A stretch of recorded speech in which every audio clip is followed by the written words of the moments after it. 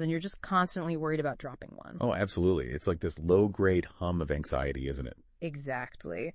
Our sources tell us that this kind of persistent anxiety about everything we need to manage is, well, incredibly common. It's like, what am I forgetting? Yeah.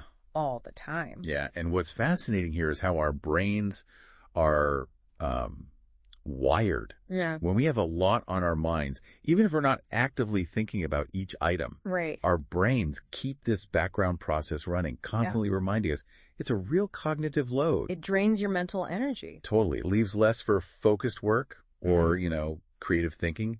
Think of it like your phone having way too many apps open. Everything slows down. Exactly. So in this deep dive, we're not just going to nod along about the chaos. We're going to explore a really powerful set of strategies for taking back control, finding some mental clarity.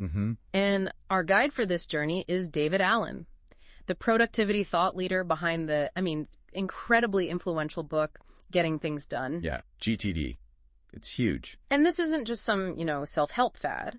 Allen's advised major organizations all over the globe. Fortune 500 companies, international institutions. Right, and if we connect this to what Allen's really offering, it's not about becoming some kind of hyper-efficient robot. No. It's about what he calls appropriate engagement with your world.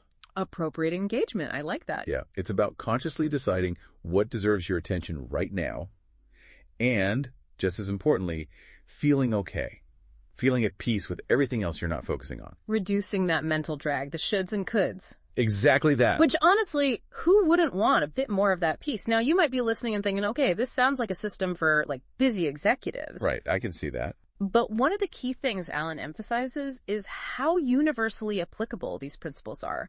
Whether you're a student managing assignments, a parent juggling family stuff, or, leading a team at work. These ideas can provide a framework. They really can. Which raises an important point, though. Even with something so broadly applicable, some people might feel like, oh, I have my own system. Or maybe they don't feel they need a formal approach like this. And that's fair. Healthy skepticism is always good. We encourage that. Sure.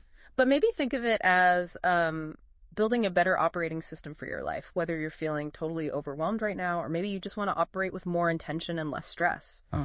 These core ideas are about creating a reliable structure for your commitments. It's about those achievable day-by-day steps toward regaining a calm sense of control, as Allen puts it. So the mission for you, the learner, in this deep dive, it's really to grasp these fundamental principles, the practical methods for capturing all those mental to-dos floating around. All that stuff, clarifying what it actually means, and then organizing it into a system you can actually trust. And the ultimate goal. That state of relaxed control. That mind like water that Allen talks about so eloquently. Mind like water. Okay, let's really dig into the problem itself then. It's more than just a general feeling of being busy, isn't it? Oh, definitely. Allen paints these vivid pictures like that investment firm partner worried about work creeping into family time. Yeah, I remember that example. Or the HR manager just drowning in demands, internal and external. Really relatable scenarios. And even when he first wrote about this overwhelm was a big issue. Right. But, as we kind of touched on, the explosion of information, the constant connectivity. It's amplified at mass. Exponentially. Yeah. That feeling of being able to just, coast through things. Put it on cruise control. A luxury. A distant memory for most of us. Exactly. And, we often hear about the importance of the bigger picture, defining goals, values. The high-level stuff. Right. But Allen makes this compelling case that you can't truly focus up there without having a sense of control on the ground, with the day-to-day details. Imagine having, like he says, a completely clear mental space. Wow. The ability to dedicate your full attention to what you choose to focus on, free from all that mental noise. That sounds amazing. And it brings us to a really crucial concept he introduces. Open loops. Open loops. Or incompletes. Right. Think of these as all the promises you've made to yourself, big or small. That project you started. That email you need to send. That book you want to read. Exactly. Even if they're not right at the front of your conscious thought, your subconscious keeps track. It's like a background tab running. Precisely. And this constant background monitoring contributes significantly to our overall stress. Research even suggests these uncompleted tasks pop into our minds more often. It's this persistent mental tug. Okay, so if these open loops are a major source of the problem, the stress, the overwhelm, What's the first step? The foundation for managing them? The core principle, and it sounds almost, well, obvious, but it's incredibly powerful, is if it's on your mind isn't clear. Simple but profound. It really is. Alan argues that our brains, while amazing at processing and connecting ideas, they're not very efficient at reliably storing all the details of everything we need to do. Trying to keep it all in your head just creates mental clutter. It reduces your capacity for actual thinking. Exactly. Right. He talks about knowledge work, and it's not just about, physical tasks. It's all the mental work. Analyzing, planning, deciding. Even for seemingly simple things, like responding to an email or following up on a chat. And why do these things just linger? Creating this mental static. Alan points to three main reasons. Okay, what are they? First, we haven't clearly defined what the successful outcome looks like. What does done mean? Okay, lack of clarity on the outcome. Second, we haven't decided on the very next physical, visible action step. What's the actual next thing to do? The immediate next step. Got it. And third, we haven't put reminders of both the outcome and that next action into a system that we absolutely trust. A trusted system. Okay. Outcome, next action, trusted reminder. That's the trifecta. If any of those are missing, it stays rattling around in your head. And it's that constant, unproductive mental churning. Yeah. That's what really drains our energy rays, is thinking about all the things we should be doing without making progress. It just adds to the overwhelm. Absolutely. Yeah. And this leads to his idea of stuff. Right. Define stuff for us. Stuff is basically anything that has entered your mental or physical space, an email, a pile of papers, a brilliant idea you had in the shower that you haven't yet decided the purpose of or the next action for. Until you process it and make a decision, it's an open loop. It's just stuff contributing to the clutter. Okay, so the fundamental shift, the major change we need, is all about getting this stuff out of our heads. Precisely. Get it out and into a reliable external system. Yeah. Alan highlights this inverse relationship. The more something is on your mind, the less control you feel. Exactly. The less control you actually feel over it. Our brains keep nudging us. Hey, remember that thing. But they aren't providing the structure to deal with it effectively. So the reminding actually gets in the way. It detracts from your ability to focus on what you're trying to do now. It's like trying to listen to a quiet conversation with a loud radio playing. Okay, so how do we make that shift? How do we effectively get everything out? Alan lays out 5 key stages for mastering your workflow. It's a sequence: collect, process, organize, review, and do. Collect, process, organize, review, do. Okay. And he really emphasizes that a common mistake is trying to do all of these at once, or jumping straight to do. Right, you need to follow the steps. You need the structure. Yeah. So let's start with collect. Okay, collect. What does that actually involve? Collect is about gathering everything that has your attention into a manageable number of places. Think of it like creating a full inventory of all your open loops. So everything, like work stuff, personal stuff. Everything. Your physical in-tray, all your email accounts, notebooks with scribbled ideas, voice memos, even those thoughts that just pop into your head randomly. Wow, that sounds like a lot. Especially today. The number of input sources must have exploded. Oh, absolutely. It's not just the physical inbox anymore. Social media notifications, multiple devices pinging constantly, the sheer volume of email. It's overwhelming just thinking about collecting it all. It can be, which is why consciously using what Alan calls incompletion triggers can be really helpful here. Incompletion triggers. Tell us more about those. What are they? They're essentially prompts. Categories designed to jog your memory to help make sure you're capturing absolutely everything. Like checklists. Sort of, yeah. Think about projects started but not finished. Commitments made to other people. Things you've been meaning to look into or research. Even those nagging home maintenance tasks or personal health goals you keep putting off. Alan provides a really comprehensive list covering professional and personal life to help you systematically uncover those lurking open loops. So you really go through everything. The aim of Collect is to get to a point where you can actually see the outer edges of everything demanding your attention. Exactly. You've created a complete inventory of all your stuff. Nothing left floating around in your head, hopefully. Okay, so once you have everything captured, then what? Then comes the next critical stage. Clarify. This is the process of getting your collection buckets, your in-trays, down to empty. Getting into empty, I like that. It involves processing each collected item one at a time. And crucially, never putting anything back into in without making a decision about it first. Okay, one item at a time. And Alan really stresses processing each one individually, right? Not just like quickly scanning for the urgent stuff. Precisely. This isn't emergency scanning for the loudest or easiest thing. It's conscious engagement with each piece of stuff. Okay. And he provides a really helpful workflow diagram for this processing stage. The key fundamental question is it actionable? Is it actionable? Okay, so let's say it's not actionable. What happens then? 3 primary options. 1, trash it. Just get rid of it. Delete it. Throw it away. Be ruthless if it's truly not needed. Okay, trash. Makes sense. 2, put it into incubation. This category has 2 subparts. There's someday maybe for things you might want to do later but aren't committed to now. Like learn Spanish or visit Japan. Exactly. Potential future things. And the other incubation category is reference information that might be useful later but doesn't require any action right now, like an article, contact info, meeting notes. Got it.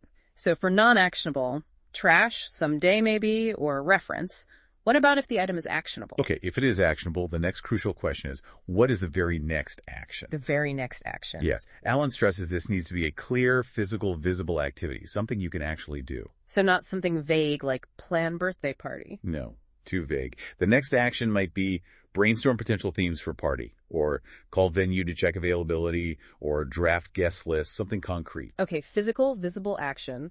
Then what? Then you apply the do it, delegate it, or defer it rule. Yes, the 3 Ds. Let's break that down. Do it. Do it applies if the next action will take less than 2 minutes. The 2-minute rule. That's the one. The idea is, if it takes less than 2 minutes, just do it right then and there when you're processing. Don't defer it. Don't track it.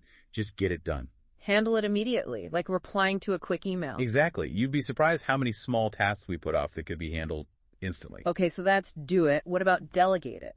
Delegate it is for actions that will take longer than 2 minutes and where you're not the right person to do it, someone else is better suited, or it's their responsibility. Makes sense. But, and this is key, Alan emphasizes, you then need to track those delegated actions. This becomes part of your waiting for list, which we'll get to in the organized stage. You need a reminder that you're waiting for someone else. Right, so you don't forget you handed it off. Okay, do it, delegate it. What's the last one? Defer it. This is for actionable items that will take longer than 2 minutes and that you are the right person to do. So most of your actual tasks, probably? Quite likely, yes. Yeah. These deferred actions get moved onto your next actions lists. Which brings us perfectly to the organized stage, setting up the right buckets. Exactly. Alan says that being organized, at its core, simply means that where something is matches what it means to you. It's about creating a logical, intuitive system for all those things you've decided to keep track of. Okay. And this processing and clarifying results in 8 distinct categories for our reminders and materials. Sounds like a lot. It might sound like a lot, but the key is that they are distinct. They each hold a very specific type of thing. Remember, for non-actionable items, we have trash. Right. Someday maybe, and reference. Got it. For the actionable items and the related info, we have calendar, next actions lists, a projects list, the waiting for list, and project support materials. Okay, calendar, next actions, projects, waiting for, project support. Plus the non-actionable ones. Yep. And keeping these categories truly separate is crucial. It avoids creating one big, overwhelming list where different kinds of reminders get jumbled. That leads to psychological numbness, where you just stop looking at the list because it's too messy. Okay. Clarity comes from separation. Let's dive into these actionable categories. First, the calendar. The calendar is reserved only for the hard landscape of your day. Hard landscape, meaning? Things that have to happen at a specific time on a specific day. Appointments, meetings you have to attend, deadlines that are fixed to a date. So not just a list of things you hope to do today. No, definitely not. Alan cautions against using your calendar for your daily to-do list if those tasks don't have a specific time commitment. Putting everything on the calendar makes it cluttered and less reliable for the truly time-sensitive stuff. It should represent the hard edges you have to work around. Okay, calendar is for time-specific and day-specific actions only. Next actions lists. How are these organized? This seems like where most of the day-to-day tasks live. They do.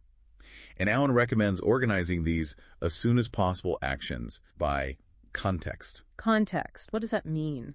Think of context as the location, the tool, or maybe the person required to do the action. Okay. Give me some examples. Sure. Common context lists might be at computer for tasks needing your computer, At phone, for calls you need to make. At home, for things you can only do at home. At errands, for tasks out and about. Or maybe at office. Exactly. Or even lists based on people you need to talk to, like at boss or at Sarah. So when you're at your computer, you just look at the computer list. Precisely. It allows you to quickly see what's relevant and possible right now, given where you are and what tools you have available. Much more efficient than scanning one giant list of everything. That makes a lot of sense. Okay, what about the waiting for list? We mentioned that with delegation. Yeah, this is a crucial one. The waiting for list tracks all the actions you've delegated to others or any information or input you're expecting to receive from someone else before you can proceed. So it keeps track of things others owe you. Essentially, yes. It's a vital list to review regularly, maybe daily or every couple of days, so you can follow up if necessary and make sure things aren't falling through the cracks just because they're off your plate but not yet done. Got it. Crucial for collaboration. What about read review?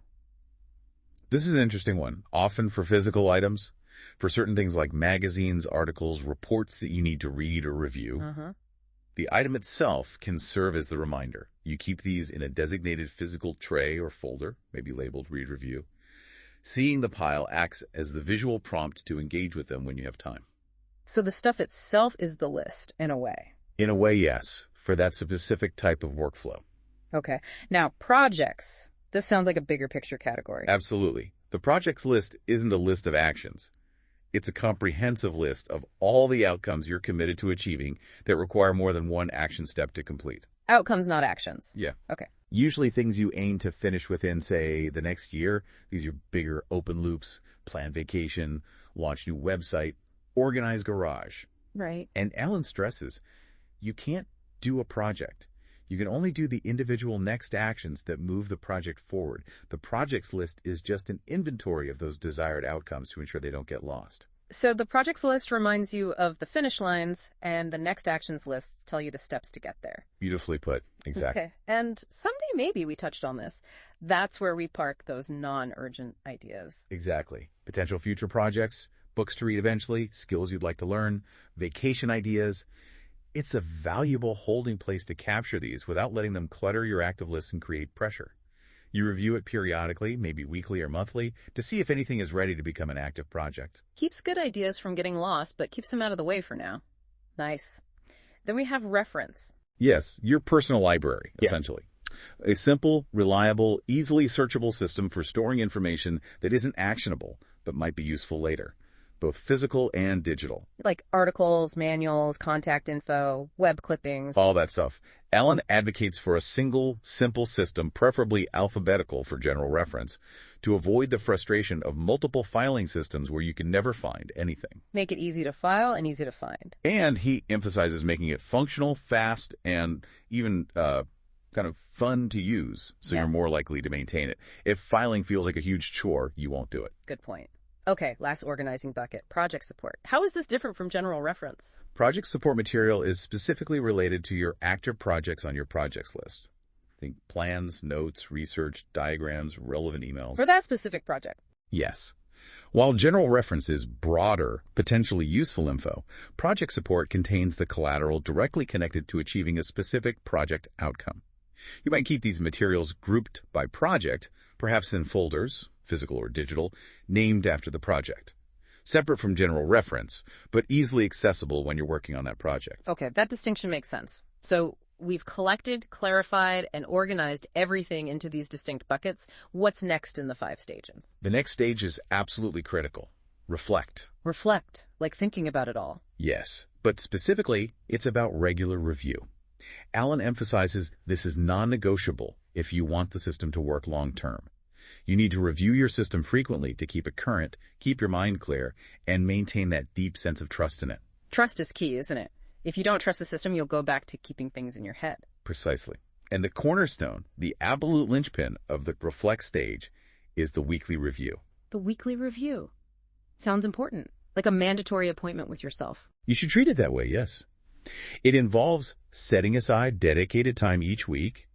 Alan suggests maybe a couple of hours, perhaps Friday afternoon or sometime over the weekend. And what do you do during this weekly review? You systematically go through everything. Review your projects list. Are they all still relevant? Any completed, any new ones to add? Okay. Review your next actions lists, clean them up. Check things off, make sure the next actions are still the next actions. Review your waiting for list, follow up where needed. Review your calendar, past and future. Even glance at your someday maybe list, anything to activate. Wow, it's a full system checkup. It is. It's about getting current, getting clear, and ensuring your system is a reliable reflection of your world for the week ahead. It's like preventative maintenance for your productivity and peace of mind. Skipping it is how the system usually starts to break down. Okay. Weekly review is critical. Yeah. Got it. And the final two stages were engage and something about planning. Right. Stage 5 is engage, which is simply doing. Doing the work. Yeah. With a trusted current system in place, you can approach your day with confidence. You look at your context lists, your calendar, and you make informed choices about what to work on. Making good choices about what to do. And Alan briefly mentions the threefold nature of work here. Doing your predefined work, the actions on your lists. Okay. Doing work as it shows up. Unplanned stuff that inevitably happens. Right, the unexpected. And defining your work. Processing your in-trays. Clarifying, organizing. Having the system helps you navigate all three more effectively. And a key outcome here is feeling comfortable and at peace with what you are not doing at any given moment, because you trust it's captured elsewhere. Freedom from the guilt of not doing everything at once. Exactly. Now, related to making good choices is that idea of enhancing vertical focus or planning. Right, vertical focus. How does that differ from what we've discussed? Well, we've mostly talked about collect, process, organize, review, engage with next actions. That's horizontal focus. Right. Managing the flow of day-to-day work. Okay, keeping things moving. Vertical focus is about thinking more deeply about specific projects and outcomes. It's the project planning aspect. Getting strategic about a particular goal. Yes. And Alan introduces a helpful model for this, the 5 phases of natural planning. Natural planning. What are the phases? Purpose, principles, vision outcome, brainstorming, and organizing. Okay, purpose, principles, vision, brainstorming, organizing. Let's take that vacation example you mentioned. Sure. Purpose. Why are we taking this vacation? Relaxation, adventure, family time. Defining the why clarifies success. Makes sense. Principles. These are your guidelines or boundaries. Stay within X budget, minimize flying, must have a beach. Got it. Rules of the game. Vision outcome. What does the successfully completed vacation look and feel like? A vivid picture of the desired result. Okay, the end goal visualized. Brainstorming. Generating all the ideas, destinations, activities, logistics, potential problems, getting it all out there without judgment initially. The idea dump. And organizing. Structuring those brainstormed ideas.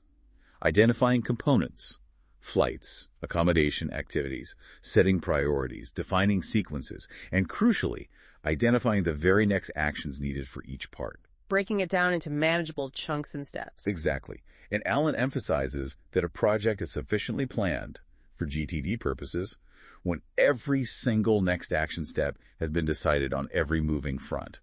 You know exactly what needs to happen next for all parts of the project. That really connects back to this recurring theme, the power of the next action. It is absolutely fundamental to the whole methodology. Why is it so powerful? Alan argues that without a clearly defined next action, there's effectively an infinite gap between where you are now and your desired outcome. Your brain just sees this big, fuzzy goal and feels overwhelmed. It's like the example you use, get a tune-up for the car. That's not an action. Right. That's a project, an outcome. What's the very next physical thing you need to do? Is it search online for local mechanics? Is it ask Dave for his mechanic's number? Is it look up the number for the dealership? Drilling down to that first tiny step. Yes.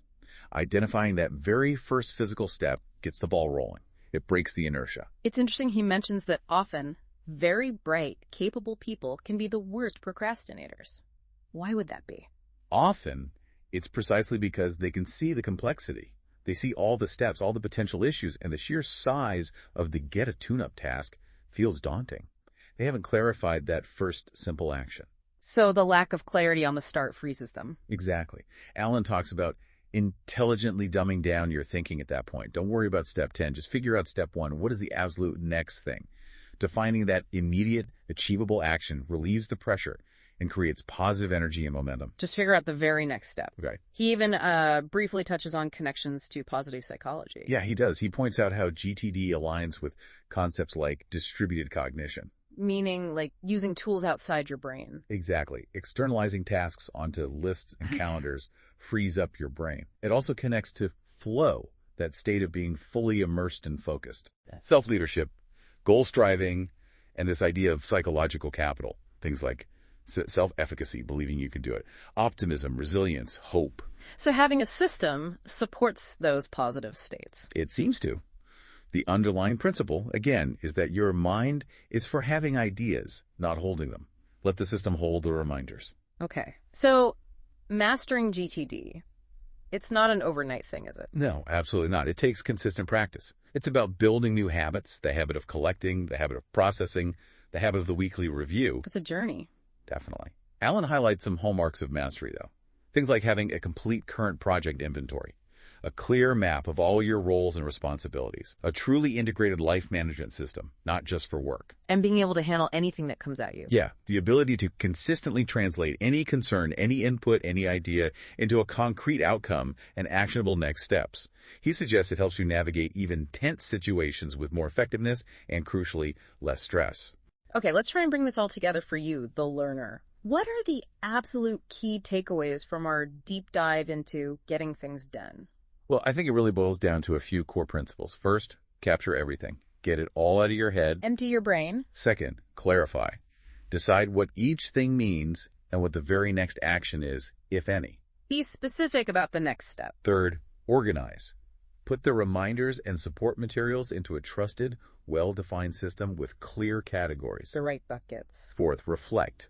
Review your system regularly, especially with the weekly review, to maintain clarity, control, and that all-important trust. Capture, clarify, organize, reflect, and then engage. Do the work. That's the essence of it. And the real benefit here, the ultimate reward for doing all this. It's experiencing that mind-like water state Alan describes. Calm, clear, responsive, focused. It's about significantly reducing stress and being able to truly dedicate your attention to what matters most to you. More focus, less stress. Sounds pretty good. So we really encourage you, maybe right after listening, take one small, immediate step. Identify just one open loop that's been bugging you, floating around in your head. Just one thing. And define the very next physical action required to move it forward. No matter how small that action is, just define it, write it down. Get the ball rolling on one thing. Exactly. And maybe as a final thought, something to really chew on, consider this idea. How might gaining control at these seemingly, mundane and operational levels of your daily life and work, how might that actually unlock new possibilities? How might it give you a clearer, more empowered perspective on your much bigger game, whatever that might be for you? That's a great question to ponder. Because these principles, they really are timeless. They're universally applicable. They offer this reliable, adaptable roadmap that you can always come back to whenever you feel that sense of overwhelm creeping back in, to return to that state of productive, relaxed focus.